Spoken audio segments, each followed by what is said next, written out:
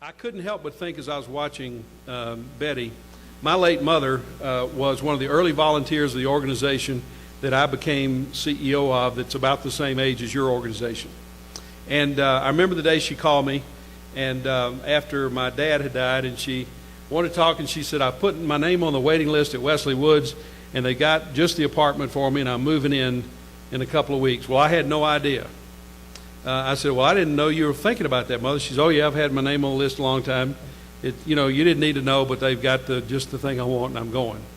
Well, it didn't take her long to be head of the loyal opposition party to the administration. Now, my mother was a Steel Magnolias kind of Southern belle, and she grew up in the Depression South, and she did not see an unjust cause that she was not willing to take some responsibility for. And I remember taking her out to our favorite Greasy Spoon restaurant in the neighborhood, and her voice was very loud. She says, well, I guess you've heard I've become a floor representative. And I said, well, I don't keep up with the local politics too much, Mama, but she says, Lord, that's a bigger job than I thought. And I said, well, I'm not surprised to hear that. There's a lot going on, she said. And my mother, anytime she would look over her glasses and say, Lord, son, it's like King James in the New Testament says, verily, verily, I say unto you. Whatever comes after that, listen, write it down, She said, Lord, son, you would not believe what goes on in that place after dark. I said, oh, me. Now, we're in a restaurant, and there are people all around us. The owner of the restaurant, Mr. K, Mr. Contos, one of the great American immigration stories, Mr. K is standing there, and my mother has to add to it, and she raises her voice about an octave. She says, now, personally, son, I want you to know I am not sexually active myself at 80. I tell those old men to leave me alone. But I can tell you the most desirable characteristics in the men in that building is to find one that can drive after dark. By this time, I'm hearing forks drop all over around. I told our crowd outside, Russ, you ought to start it. You've got a TV personality that we ought to start a reality show because you can't make this stuff up. And in the process of doing so, you'll change the image of aging forever in this country. But I could not help but think about my mother because she would fit in well here. She would give Russ one heck of a time, but she would fit in well here, and it's the power of community. It's what it's all about.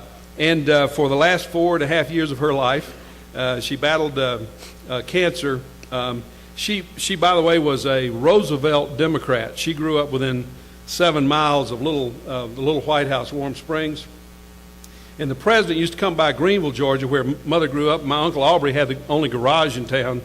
And Roosevelt would come by and have a Coca-Cola with the boys. Uncle Aubrey and the local blacksmith rigged up Roosevelt's car so he could drive it with his hands. And I found out just recently from my oldest living aunt, Aunt Jenny, that the boys would take the president down to, she says, now you shouldn't tell this. They'd take the president down to Booger Bottom. She says, now it's not on the map. And I said, what? She says, you ever heard of it? I said, oh. They'd take the president down to Booger Bottom for his moonshine. I said, you mean to tell me my family was the supplier of moonshine to the President of the United States? She says, yes, Lord, we don't like to talk about it, but it's... My mother was a dyed-in-the-wool Democrat, and Roosevelt, Kennedy, Clinton, none of them could do any wrong. She called me during the prescription drug bill debate, and President Bush was trying to get that passed, and that's a good thing. It was great that it was passed. and it's been helped in this recent law, and it's turned out to be a lot less expensive than some of the critics said it was going to be. So it's a good thing.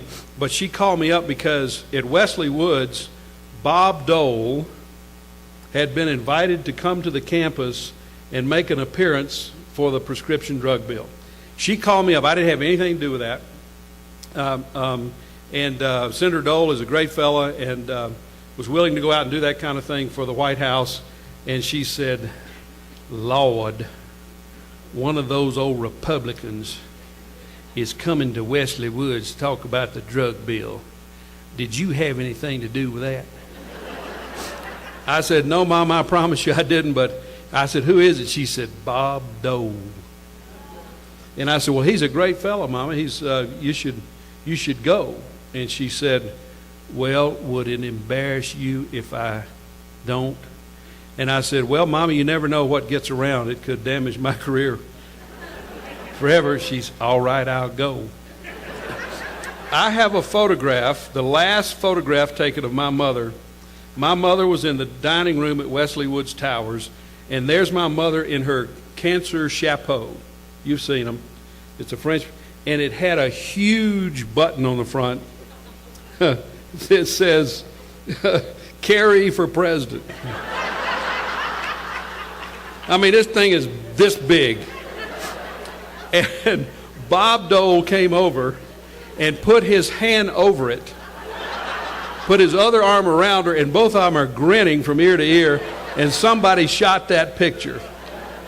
And I said, Mother, you've assured me another couple of years in Washington just by doing that. But what great life there was. But she says, those old Republicans, I just don't know what we're going to do with them.